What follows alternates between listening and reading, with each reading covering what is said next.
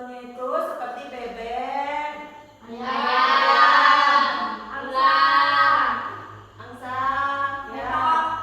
Ya, itu bukan ngentok itu. Apa Bu namanya? Angsa. Sama aja berbeda Bu. Ya, kemudian yang kedua ada hewan vivipar. Hewan vivipar itu apa? Hewan yang beranak. Ya, benar sekali. Hewan vivipar adalah hewan yang Berenang. berenang. Contohnya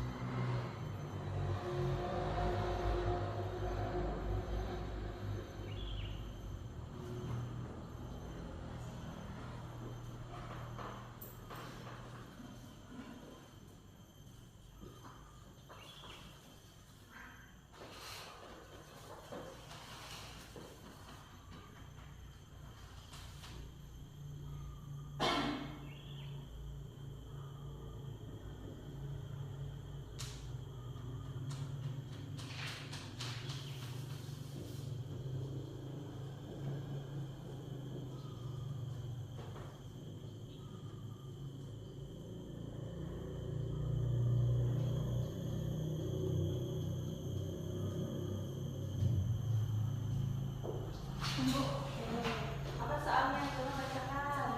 Sebutkan 3 macam perkembangbiakan generatif pada hewan. Berikan contohnya.